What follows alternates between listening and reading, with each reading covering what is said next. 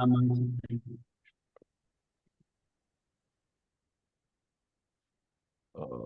Training sites.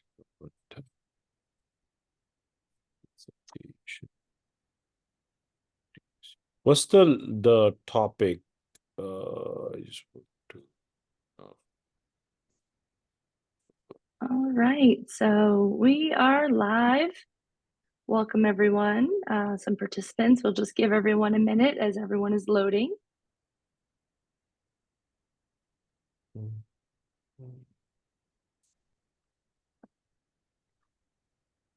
I hope everyone's having a terrific Tuesday so far.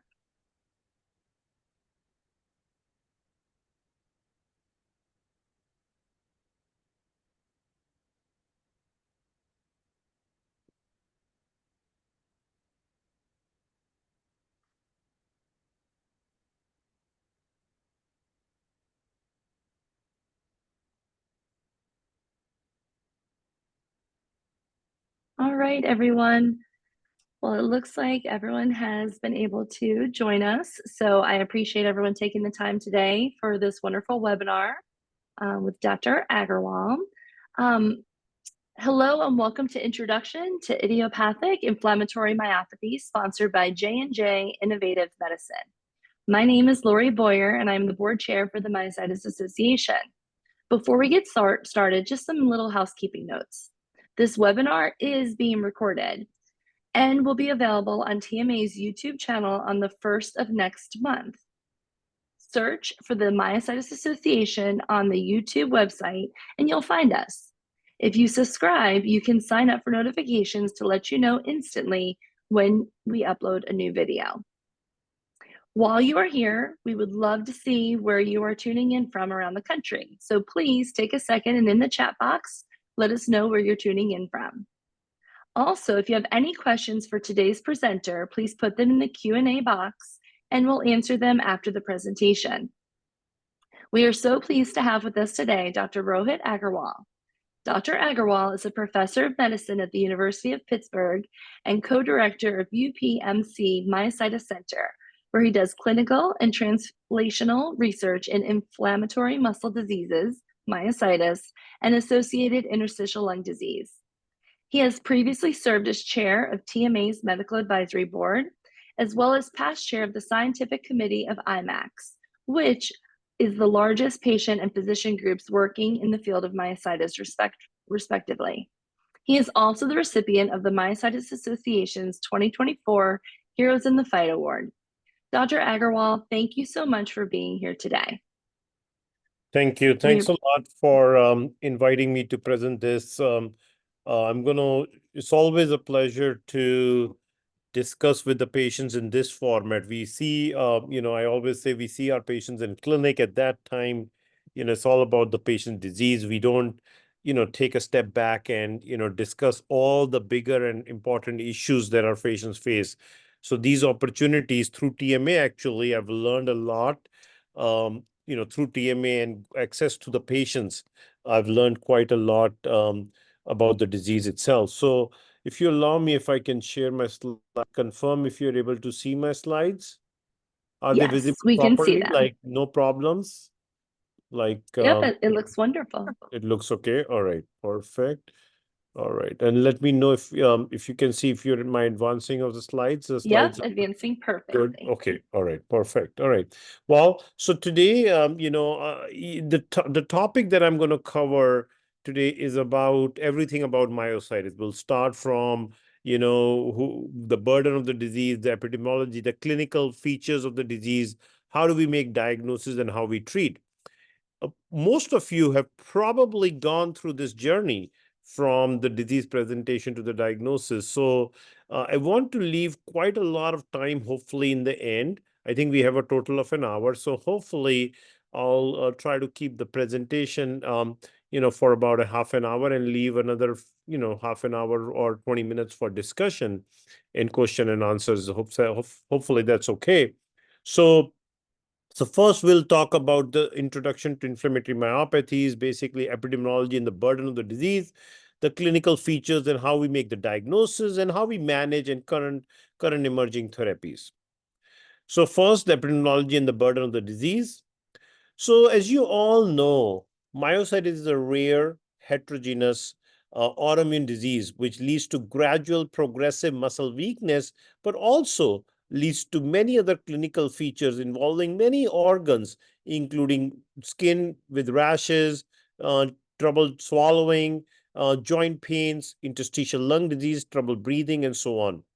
Um, and overall, it's more predominant in female, but also very common in males as well. It's a ratio of 2:1. That means out of 100 patients, probably two-third females and one-third male is what I will see in my clinic. So, which is very common for any autoimmune disease, actually. It generally tends to be more common in female than male. Then what age group does it occur? It occurs typically anywhere in the adulthood. So, but the most common age group is typically around 50s to 60s, where the peak or incidence is seen. But it also occurs in juvenile patients from 5 to 15 years of age. So if you look at it, overall, it can occur in kids from 5 to 15 years of age, and it can occur in any adult for that matter, but peaks in around 50 to 60 years of age.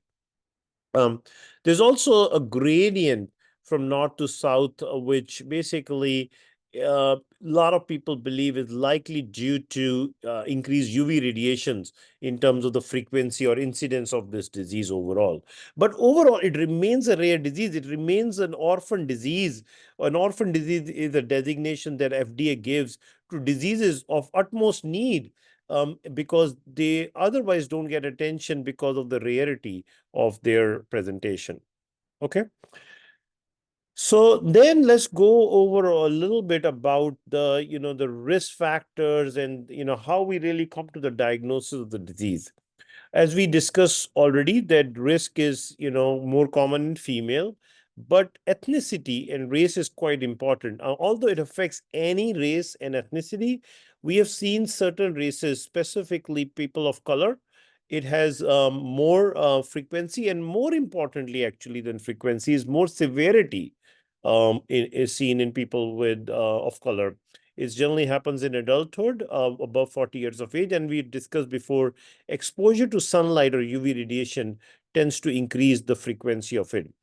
There's also a significant genetic component that we don't have a very good handle on, but basically, any autoimmune disease you see, it sort of tends to run in the family more often than not.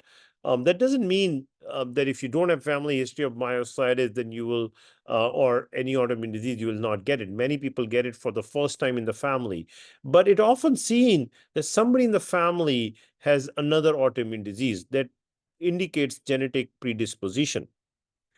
In terms of presentation, this has a wide variety of presentation. It can present with, difficulty in activities of daily living, like getting up from a chair, going up the stairs, getting up from a toilet seat is a very common complaint as well. Taking a shower, and then over the time, it leads to progressive weakness, and sometime, if it's not treated in time, it leads to atrophy. Many patients have multiple other presentations. So if there are other organ involved, like skin rashes or trouble breathing, or frequent falls, and weight loss, fever, not feeling well, and so on.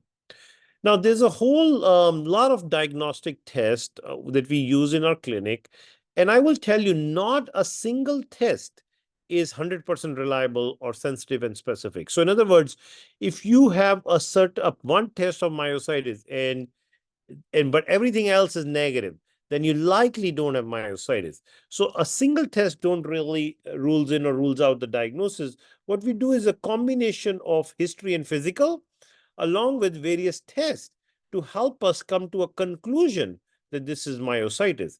And some of those tests are listed on your sheet, but I'll read out to you. One is CK, that is commonly seen as a test that your doctors would order, called creatinine kinase, or CK or CPK. Another test we commonly use is EMG, where you have pins and needles being poked, to test your nerves and muscles. Very common and very good test is muscle biopsy that really sometimes help to confirm the diagnosis. And then we use MSAs, myositis-specific antibodies.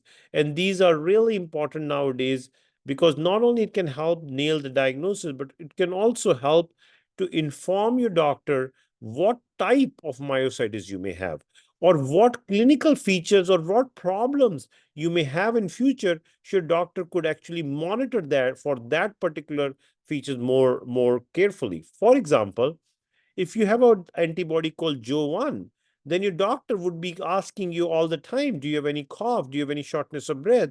Because commonly, Jo-1 antibody affects lung.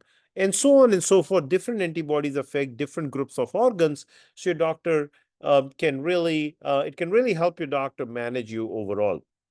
And then sometimes we do MRI of the muscle that helps us to see the inflammation on the muscle overall. Now, there are many other issues than just the muscle and skin that comes with myositis. One of the major issues that come in patients that we see in patients with myositis is cancers. In dermatomyositis, actually, the frequency of cancer is anywhere between 10 to 30%. That means if you're diagnosed with dermatomyositis, the chances of you having an underlying cancer is quite high. And for that reason, your doctor generally screens you for any underlying cancers. So that's one of the major complications.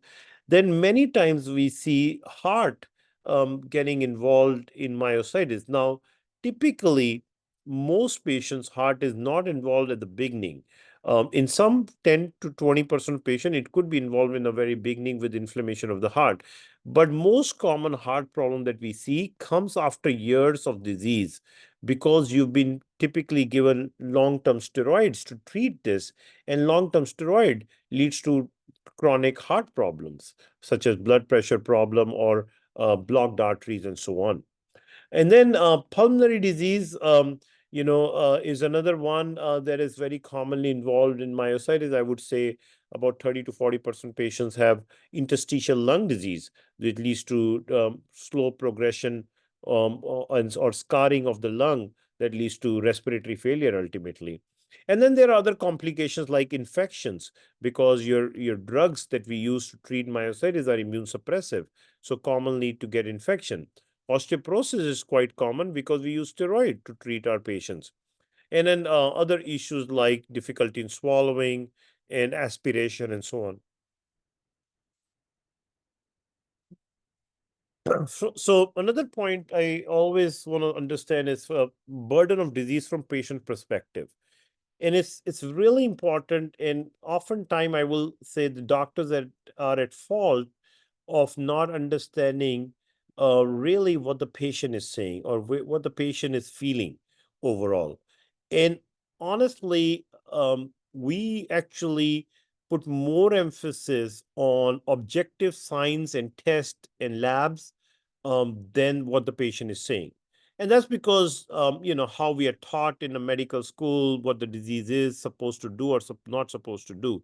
But I think there is increasing recognition about talking to the patient, understanding their problems facing the disease, what are their goals, and what would be their quality of life or acceptable outcome for them overall is becoming increasingly important. And I think every doctor is now taking extra time to understand that to some extent, I hope.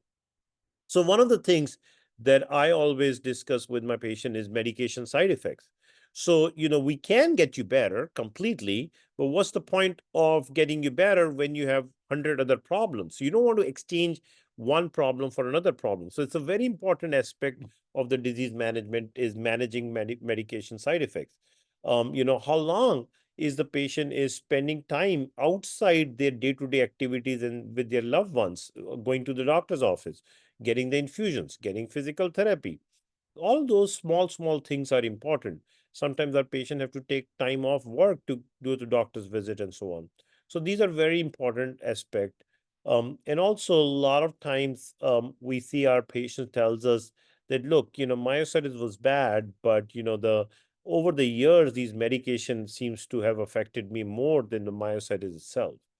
So the basic point I was trying to make is that we have a long way to go.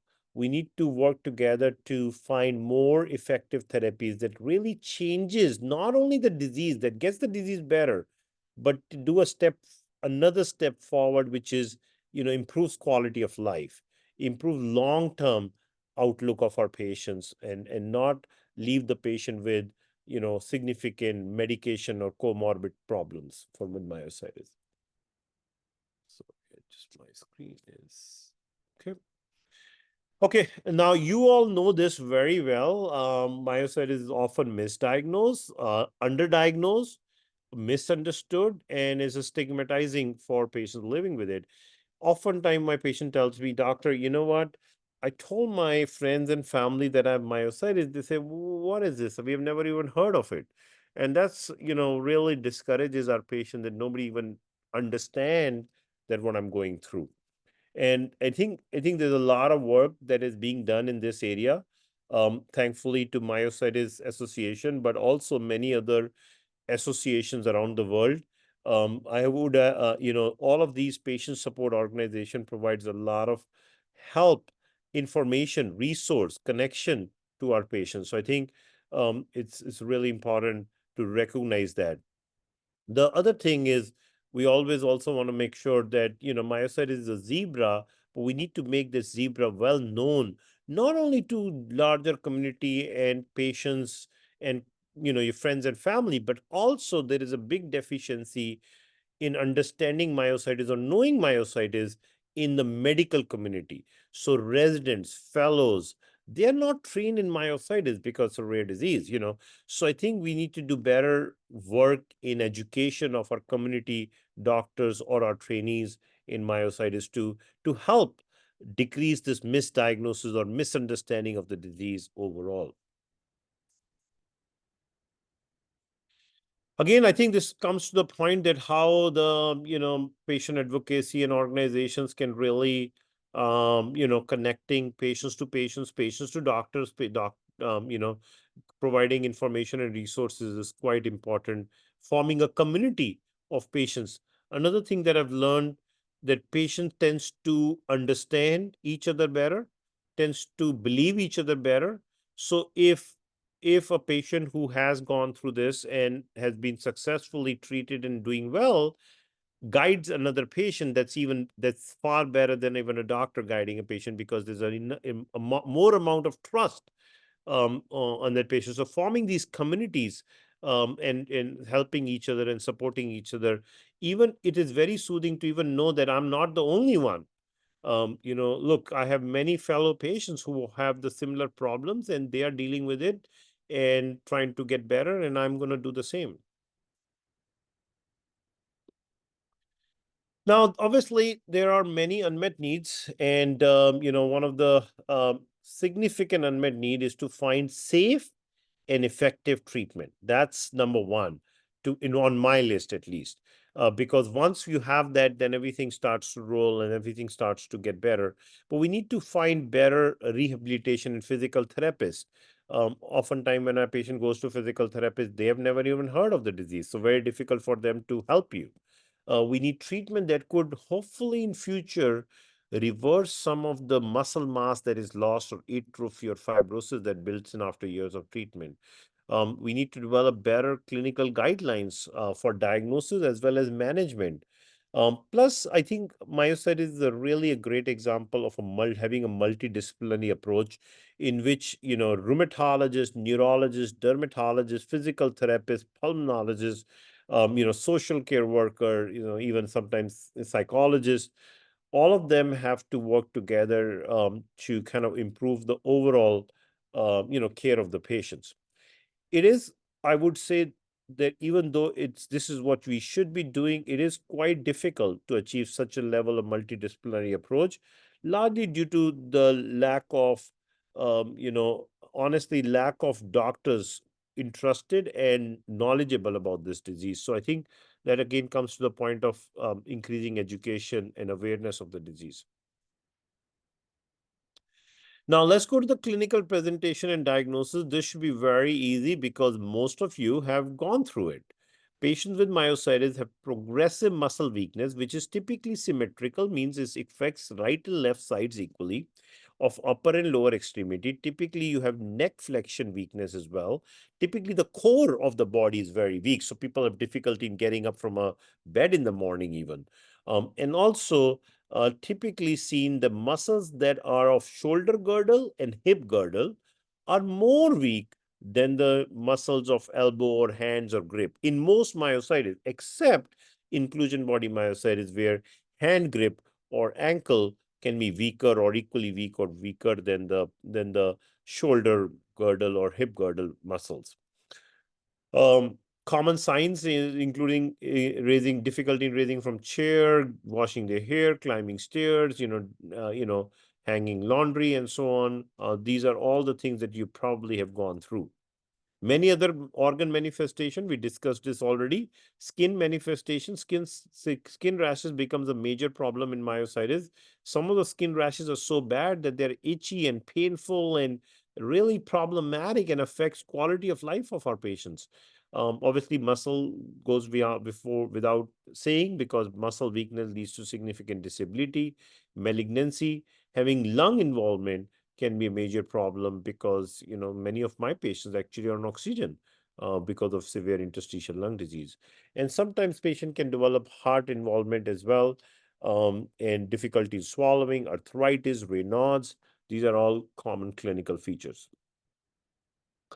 Again, we talked about the skin manifestation. Here are showing you some pictures of heliotrope rash or Gottron papules and mechanics hand or photosensitivity.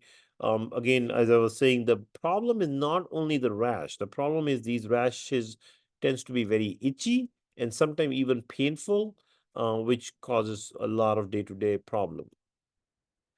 Now, there are some patients with anti-synthetase syndrome. I'm sure that today's call, some of the patients would have anti-synthetase syndrome. It's a unique subset within myositis that have lung involvement as the most common clinical feature. In about 70 to 80% of these patients, they have interstitial lung disease. About 50 to 60% have muscle weakness, and another around 50% have arthritis. So the triad of anti-synthetase or ACEs is ILD with lung involvement, muscle weakness with myositis, and arthritis or polyarthritis. Sometimes I myself have misdiagnosed this group of patients as rheumatoid arthritis initially, because they presented with arthritis, and then later on changing the diagnosis of anti-synthetase syndrome. Another variety of myositis that many of you may have heard, called IMNM or necrotizing myopathy. These are the patients who develop severe acute muscle weakness. They typically, fortunately, don't have other organ involvement, but their muscle weakness and severity is so quick and so severe that they lose a lot of muscle mass rather quickly, and also lead to early muscle atrophy if it's not treated aggressively. Sometimes they also affect other muscles such as heart or swallowing. Muscles are also commonly affected. And IBM, I'm sure that some of my IBM friends have joined today. And IBM is another one which doesn't affect other organ, but affects the muscle very severely. And there is no treatment, currently approved treatment for IBM. It leads to very slow weakness. It is the weakness comes in so slow that patients themselves are not able to recognize their weakness for years, until they feel that they're not able to catch up with their peers, and then they go to the doctor. And even then, when they go to the doctor, it takes years to get to a final diagnosis. Now, we've talked about this a little bit about myositis specific antibodies. In these antibodies, as you can see, on dermatomyositis have certain antibodies, IMNM or necrotizing myopathy have certain antibody group. Actually, IBM have now an antibody as well, and antisynthetase syndrome has certain antibodies. What's really important about these antibodies is that if it's tested and it's done correctly, that's a big problem here. There is a false positive test and there are also false negative tests. Apart from that, if you ignore that problem for now, these antibodies can really tell me whether the patient was likely to have more muscle problem, more skin problem, more lung problem, whether this patient likely to have cancer or no cancer, whether this patient, respond to a drug A or B. So it provides a lot of information whether this patient would have calcium deposition or not, and can really help us to understand the disease better. So I request all the doctors actually that whenever I lecture that please get a myositis specific antibody if you have a patient with myositis. And then myositis patients, I tell them that you should know what antibody you have because this antibody almost defines your disease. Next is we'll talk a little bit about disease management and emerging therapies here. So what are the treatment options? First of all, what are the treatment goal? The number and treatment goal is different for different patients. Obviously the best treatment goal will be getting in remission, but there are many other treatment goals if you're not able to achieve that. For example, improving strength, decreasing weakness, cutting down inflammation in the joint and skin and other areas, preventing treatment-related complications. Pain is a major component of myositis: muscle pain, skin pain, joint pain. Improving quality of life. So I think it's very important to understand the treatment goals could be different for different patient and could be different in different stages of disease. So, what are common treatments of myositis? The first line, the most important treatment currently, even now, is prednisone. The unfortunate part is that we still give a lot of prednisone because prednisone works. The the reason I was saying is unfortunate because prednisone works is prednisone in high doses for long term is very detrimental to long term health. It leads to, all organs get affected by prednisone. Your heart could be affected, your lungs are affected, your muscles could be affected for worse. The skin, there is osteoporosis, there's increased risk of infection. There's so many complications that come from prednisone. So we need to try to minimize the use of prednisone. Now, prednisone still needs to be used because we don't have a lot of effective treatment, but I, strongly encourage people to minimize its use as lower the dose and use it for as short interval as possible. How do we achieve that? We achieve by adding other immune suppressive drugs such as azathioprine or methotrexate. We use combination medications. Sometimes we use mycophenolate, tacrolimus, and cyclosporin. And then another line of treatment that we often use is rituximab. And in Asian countries, they like to use a combination of cyclophosphamide with tacrolimus or cyclosporin. Another treatment that we need to pay attention is IVIG. You see, IVIG is on the side here and goes from first line all the way to fourth line. And that's the reason is IVIG is quite effective in myositis and it works. You can use it as a first line, but most people use it as a second or third line agent. It works great, but there are a couple of problems with IVIG. One is it cannot be used in everybody, specifically those who have high risk for blood clots. It is also logistically difficult. It has many side effects, common side effects that needs to be managed. So even though IVIG is a great treatment for almost two-thirds of patients, it doesn't work for everyone, and also it has its own caveats and problems as well. Again, bringing to the point that we need to develop better treatment options for our patients. Now, one treatment that I will strongly recommend in all patients from the first day of diagnosis to the till the patient is in remission is exercise and rehabilitation. Exercise turns out is anti-inflammatory for myositis. So it really works as a drug for your myositis. Previously, about 2 decades ago, we used to think that exercise is not good for myositis. And that kind of made sense at that time because what happens in exercise, you break down muscle and leads to CPK elevation on exercise. So people thought that, well, it's breaking down more muscle. And in myositis, you're already breaking down muscle. So maybe exercise would be harmful. And they used to advise bed rest and lack of exercise. But a lot of scientists, mainly I would say the work done out of Sweden, has really proven the fact that exercise leads to better long-term outcome. And actually, exercise is a disease modifying treatment. That exercise itself alone can have very good anti-inflammatory effect on the disease. Give me 1 second.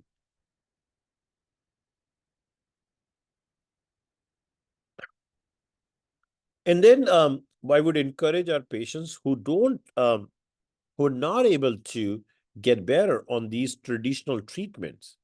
I would strongly encourage them to consider clinical trials. Because number one, when the clinical trials are done, they are done with a lot of guidance from experts, from FDA, and a lot of other bodies in the world. So by the time the drug is offered as a clinical trial, it has gone through a lot of safety checks. Number one. Number two, it's typically trying to advance the disease and trying to cut down the trying to bring effectiveness to that particular disease. So it's already been thought through that it's probably going to affect the disease pathogenesis such that the disease will get better. And last but not the least is typically your doctor is going to watch you during the clinical trial. So if there's any problem or issues, they're going to step in. So I would strongly advise you to strongly consider participating in clinical trial. I will tell you your experience will be really good because when you're in a clinical trial, your disease gets monitored 10 times aggressively than when you're not in a clinical trial. That means there are 10 more eyes on you and assessments being done to kind of really watch you carefully and how your disease is being done. I have a lot of experience of clinical trial. I will tell you that every single patient that I have ever enrolled in clinical trial, when I asked them at the end of that clinical trial, was it a good decision? Every one of them have said it was the best decision they made. Um, Now, obviously, you have to consider all the risk and benefits and likelihood and so on, and so discuss with your doctors. But in terms of value that the clinical trial can bring to you, and also the value that you can bring to the world is enormous. The only FDA approved drug currently available is IVIG, and that's only for dermatomyositis. And I enrolled 3 patients in it. You know what those 3 patients tell me? They tell me that, doctor, you told me to join the trial, and I always will be thankful to you because when I read about this drug is helping millions of people around the world, I feel I was one person responsible in getting that done. You see how important and how rewarding it could be for some patients, for sure, that they were part of helping millions of people or helping the community, the larger community or the world, by participating themselves in the clinical trial. The only risk of the clinical trial is one, what if you don't get better? Second, what if you get side effects? And I tell my patients that, look, if any of those 2 things happen, your doctor will be the first one to stop the clinical trial drug and intervene and get you better.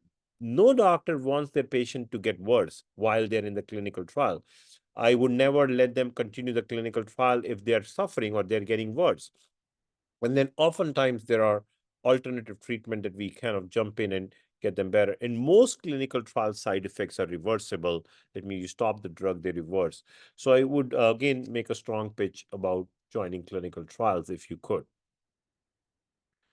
Okay, now moving ahead a little bit into the summary because I want to leave some time for question and answer. So in summary, um, basically, it's autoimmune IAM or idiopathic inflammatory myopathy, or in short, myositis, is a rare heterogeneous group of autoimmune disease which leads to severe progressive muscle weakness and multiple other organ involvement, leading to significant decrease in quality of life for our patients. Diagnosis is primarily based on history and physical, which comes from age of onset, pattern of muscle weakness, other organ involvement like skin, followed by some diagnostic tests such as lab measures like CK, muscle biopsy, EMG, MRI, myositis-specific antibodies.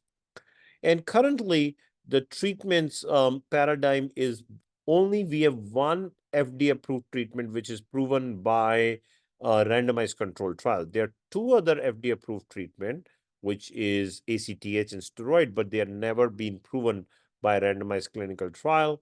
And also, we know that how much of the steroid can cause long-term steroid, high doses, long-term steroid can cause a lot of problem. So it's our important message here is we need to work towards the goal of remission, goal of improving quality of life overall of our patient, and not just fixing the disease temporarily and then, exchanging one problem for another. So we really need, we have a high responsibility to develop novel therapeutics, again, to help our patients currently as well as long term and any future patients going to come. With that, I would like to thank you, and I would point you towards this global trial finder, which is really a good link to kind of find if you would be eligible for certain clinical trials. With that, any questions? All right. Well, thank you so much, Dr. Aggarwal. On behalf of TMA and our audience, thank you for the critical work that you're doing each and every day. We'll now begin the Q&A portion of the webinar. So thank you to the many who have submitted questions when you've registered and in the Q&A box on the bottom of your screen. So we'll try to get to as many of them as possible. So here's one for you. Could you share any future IBM treatments in the pipeline and where to access? Yeah, so the best I would say right now is there's a clinical trial going on by a company called Abcuro. You can actually Google it, you'll find it, and it's also on clinicaltrial.gov. And it has many centers across US. And I know we have enrolled about 9 patients in that trial ourselves. So that's the best clinical trial currently ongoing. Although I think they are kind of done in there with their phase 1. I think they might open another round of recruitment, but we are all awaiting for that clinical trial to finish and result. But there's also another clinical trial for a drug called sirolimus or rapamycin, which is ongoing, which is very difficult to get in because there are only 2 centers in US. It's mostly being done in Europe and Australia. So those are 2 clinical trials I know. I know there are many other therapeutic targets in pipeline, not at the level of clinical trial yet, but people are working to bring it into clinical trial. That's very encouraging. Thank you. So I have another question here. I know earlier you mentioned exercise is imperative and one of the best, ways to approach the disease. So if this person asked if they work on exercising with walking and lifting weights, is it possible that they won't lose muscle mass, or is it inevitable anyway, and regardless of what they do? It depends. I think this patient probably talking about IBM. I'm going to assume that. So I'm going to answer up based on IBM. So Okay. basically, think about this way. It's very simple to understand. What does exercise is trying to do? What exercise does is builds long-term effect of exercise is to rebuild the muscle. Okay. The long-term effect of the disease is to atrophy or decrease the muscle mass. So what you're really doing is counteracting the disease process by exercising our IBM patients. I know many IBM patients are able to maintain the strength purely by exercising. So it depends on how much you're able to do and how bad is your disease. Like you're fighting your disease trying to cut down the muscle mass, you're trying to build up the muscle mass. So sometimes people are able to stabilize it. Sometimes disease wins because it's faster than what you can build. So it depends, but it will be helpful. At least you can slow down the progression of the disease. Fantastic. We have a question here asking, this seems like it's from a provider, I'm assuming. They're saying, should we use AZA over MTX in all of our patients? What would you recommend as first line? I don't think that's the right statement. I know it was on the Okay. slide because we have to, based it on the reference that was given. This could be an Mhm. opinion of some. That's certainly not my opinion. I think methotrexate works quite well in myositis patient. My preference is actually methotrexate over AZ as a thioprine. And only time I use as a thioprine is if I can't give methotrexate. For example, if it's a young family that wants to get pregnancy in near future, or they have liver disease, in certain circumstances I would not use methotrexate and I will use IM as a thioprine because that tends to be safer. Fantastic. So here's one. They want to know, do people with polymyositis or antisynthetase syndrome also commonly have UV radiation as a trigger of their disease or symptoms similar to DM patients? I don't think we have a evidence in non-dermatomyositis patient or DM patients. We have indirect evidence for light UV radiation implication in dermatomyositis, but I don't think we have any evidence towards it for other myopathies overall. But it is possible that it is one of those trigger, like virus and UV radiation are all harmful overall, so it's possible, but I don't have a strong evidence for it. Okay. We have some questions here regarding cancer connections. So, this individual says that they have DM diagnosed about 12 years ago. They take Imuran. Should they be worried about cancer? They had breast cancer with a mastectomy 35 years ago, and then lymphoma about 25 years ago with chemo and radiation. Very good So, question. yeah. So first of all, there are 2 points I will make here. When you are 12 years out of the disease, that initial increase in the cancer risk that comes with dermatomyositis or myositis in general is not there anymore. So in other words, that initial risk with cancer is typically up to 3 years from the diagnosis. So that's you're already past that stage.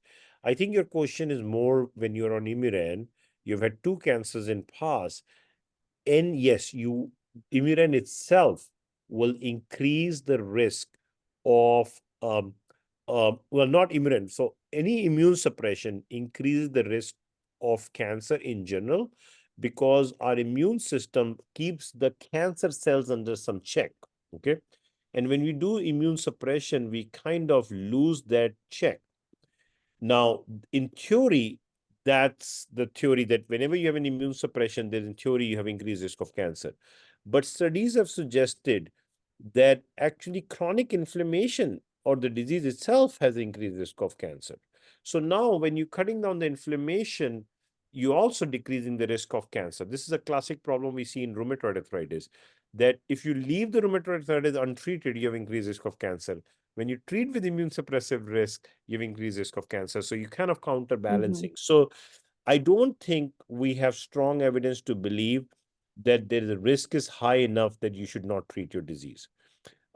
That's what my overall advice to this person would be. That means if you need Imuran to control your disease, you need Imuran. I would not be worried about recurrence of cancer. But if if you're already in remission, then perhaps talking to your doctor to de-escalate the treatment, not stop it, but decrease the dose at least, would be desirable. Actually, that brings me to a topic that I wanted to talk about. There's tons of articles published on how to treat myositis, but I did not find a single article how to get patients off treatment once you're better. So, there is a belief that once you're on treatment, you always be on treatment. That's not the case. In my clinic, after 1 or 2 years of treatment, once they're in remission, we de-escalate the treatment. I have a lot of patients who are living, see me once a year. Actually, I saw a patient today who's coming in for the third year being in remission of treatment. And I told her, you don't need me anymore. You don't need to come here. You're already in remission. It's been 3 years. She's been on no treatment now. Wow. But she's doing great. And I told her, you don't need to come, but she wanted to come again in a year so that she can make sure she's on the top of it, because the disease can flare technically anytime in future. But what I'm saying is, I don't want patients to believe this is a lifelong disease. Yes, for some it is lifelong. You may need treatment lifelong, but for many patients you can actually come off treatment, and that's very rewarding for doctors as well as patients. That's great because we actually have a question that coincides with that.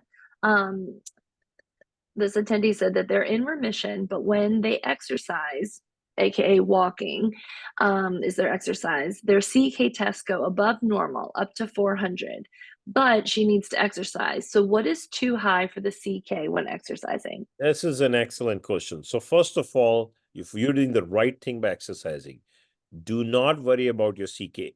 CK is supposed to go up with exercise. That's normal, healthy person. So in other words, it's just that you're being checked again and again. Normally, nobody's getting checked again and again. So if I exercise, my CK will go up. So should I not exercise? No, that's wrong. So first of all, going up of a CK on exercise is not a problem. Second, CK tends to go more or higher in patients who have previous myositis because they are some damage that the disease might have left in the membranes of the muscle or muscle structure itself that may lead to more leakage of the CK.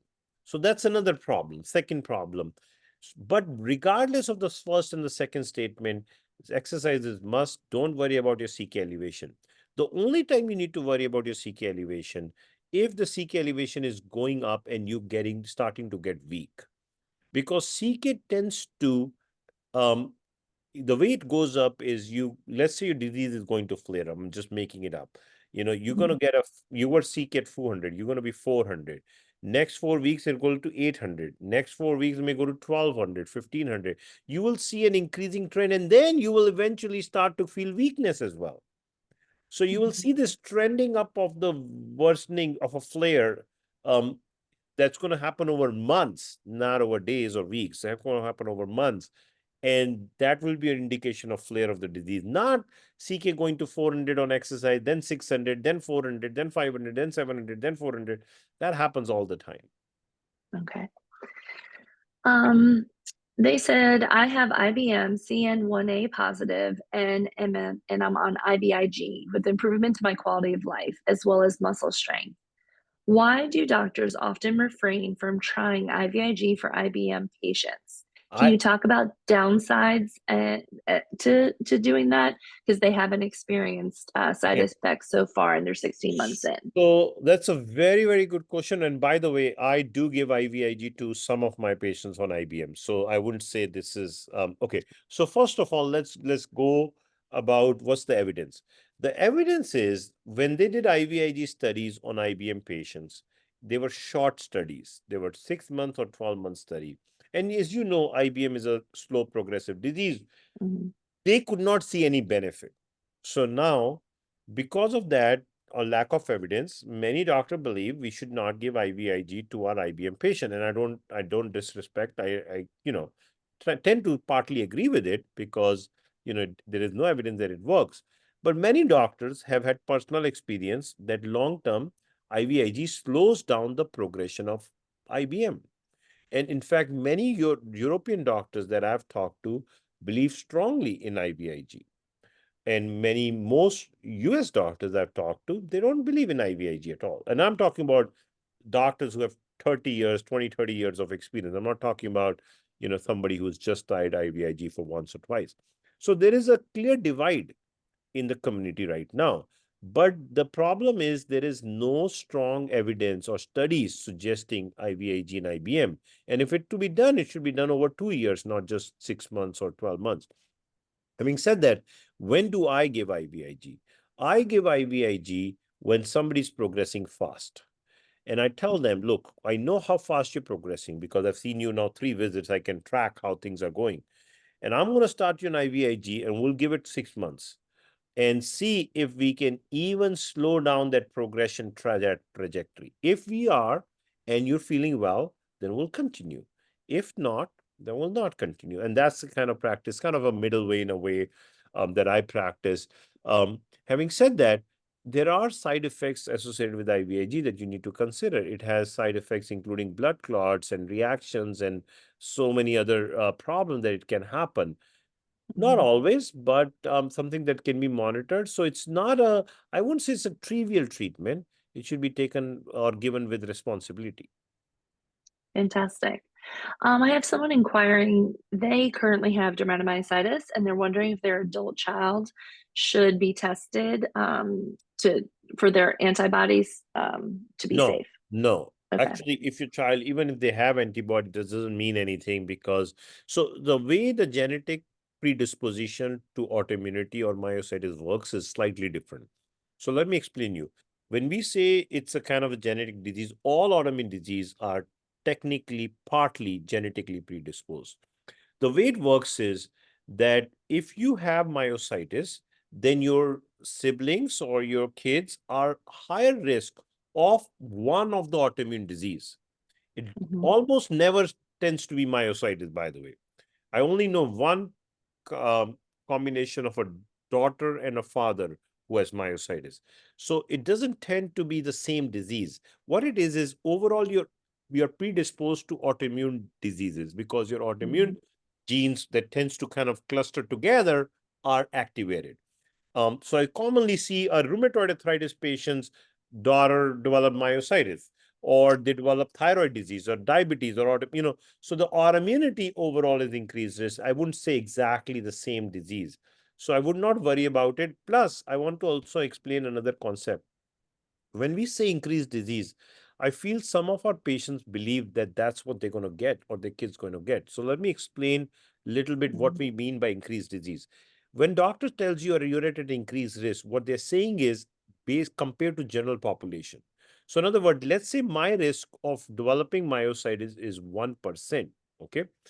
And another person who has a family member with autoimmune disease, their risk of developing myositis might be 2 or 3 or 4%. So now you're 4 times likely, and that sounds terrible.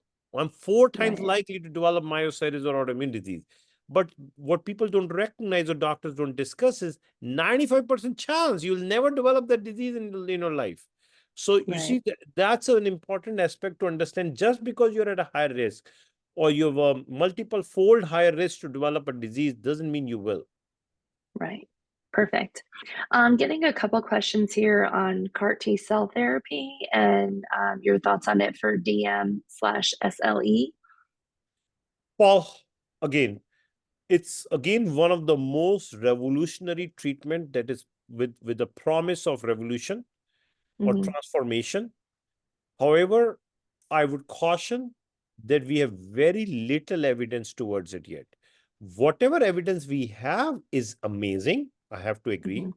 The little evidence is there is transformative or amazing, and is I love that I can treat my patient like that and get the disease completely go away. It's a concept of resetting the immune system, which is very encouraging, positive. But I would advise all our patients to go through CAR T in a very systematic way. It's not like if you were just diagnosed and you want to go for CAR T, that's not how it should be viewed. The way it should be viewed is, well, do first line, second line treatment. That doesn't work. Maybe go for traditional um, clinical trials which are much safer safety profile. Not working out, or you have very severe disease, then consider CAR T trial because it can really cure potential to cure the disease.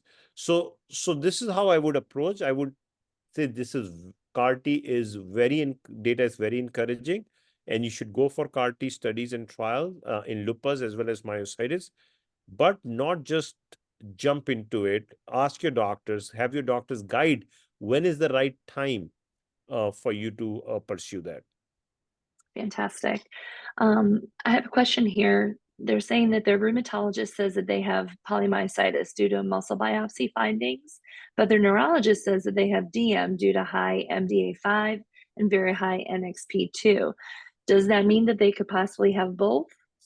Well, it's a matter of um, it's a matter of discussion. So let me explain you. Basically, both the doctors are right, but you won't have both.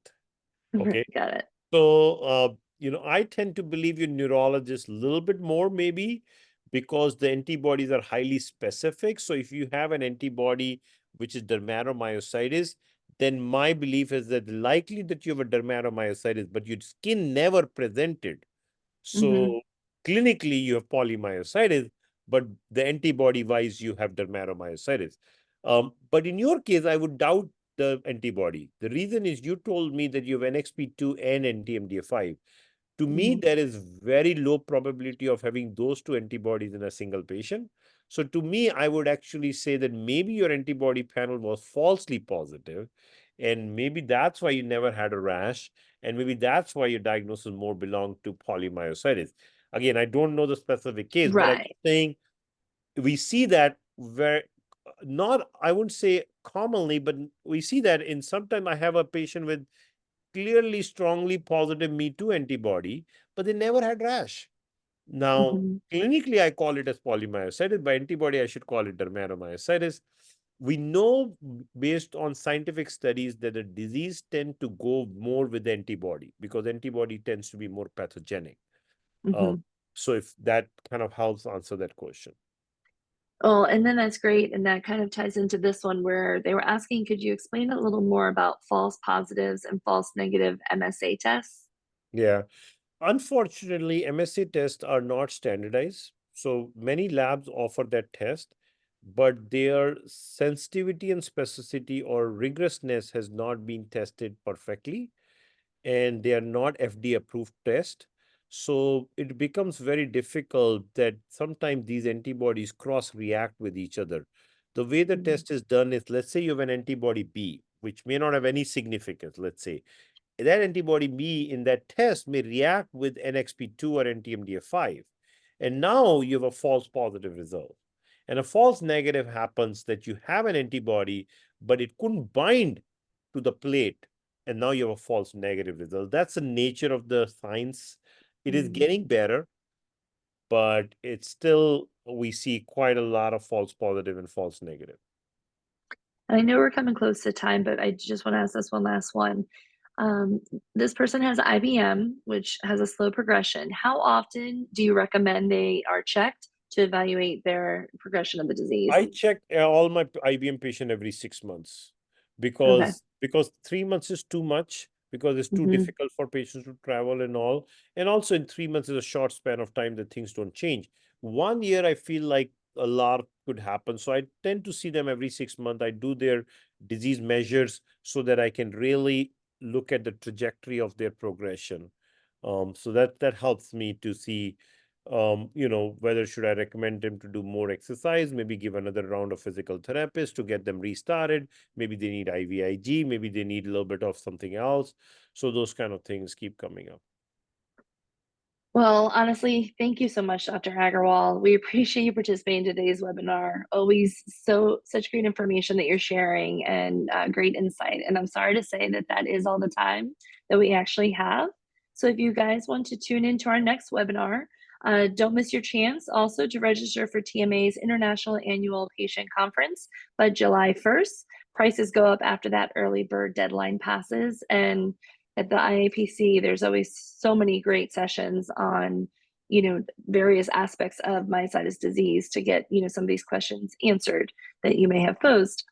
You may register on our website at myositis.org. For TMA, I'm Lori Boyer, and I really appreciate all the great questions and participation in the chat today. Have a wonderful evening, everyone. Thank you. Thank you.